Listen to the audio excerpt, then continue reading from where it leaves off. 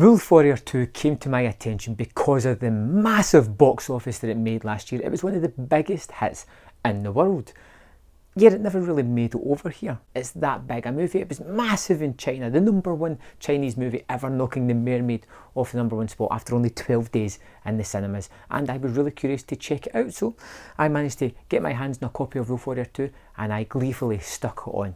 This is a big budget Chinese action movie. The best bracket I could put it into is it's very similar to the Fast and the Furious franchise. The crazier later episodes in that, where things just got bigger and wackier, this does it.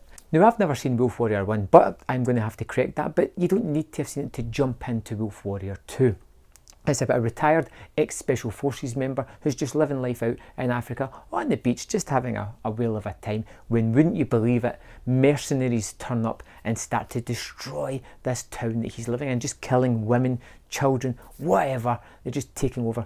Turns out that the mercenaries are led by Frank Grillo, who is Big Daddy in this, the warmonger. He's been hired by somebody who's trying to cause a coup in Africa to take leadership. And of course, they're killing Chinese.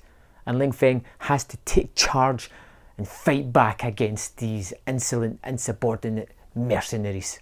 Right from the start, from the opening pirates tackling the tanker ship, it just opens up with a fantastic underwater fight scene that just lets you know everything about this movie. It's going to put a smile on your face, it's going to have ridiculous fun action. Even thinking about it now is making me smile with just how much fun I had in this movie.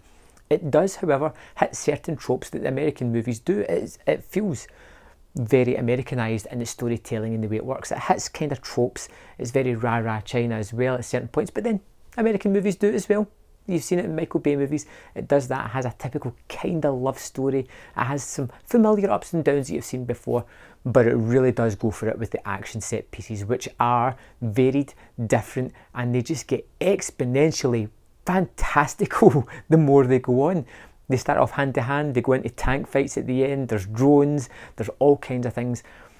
And this movie doesn't shy away from the violence either. There is women and children being mown down with AK-47s at the start of the movie and throughout the rest of the movie. It doesn't cut away from that violence. It shows the repercussions of what is happening here.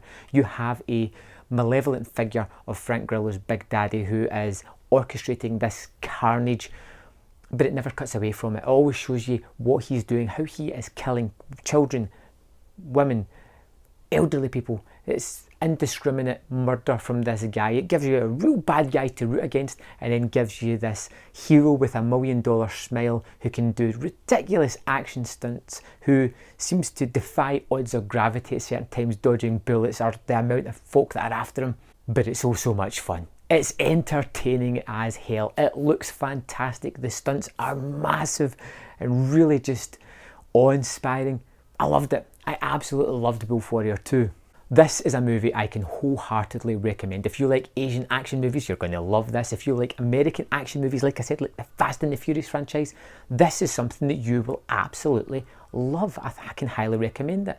If you're not into subtitled movies, I know some people out there are like this, it doesn't matter. You can tell the story of what exactly is going on just by watching the sheer lunacy of the action set pieces on screen. This is fantastic. Looks terrific, amazing action set pieces. I loved the main actor. I felt he could fit quite comfortably into an American action movie, not a problem. He did terrific here.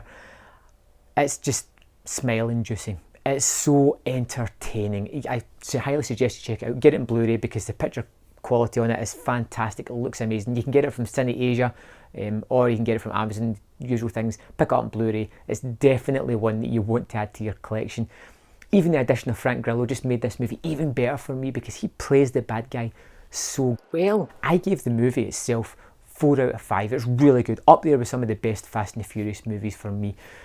And I've just found out that Scott Adkins is in the first one. I've got a huge thing about Scott Adkins. I think he's one of the best action stars going just now, and I'm sure he's probably the bad guy in the first one, so I'm going to have to go and get that now to check that out.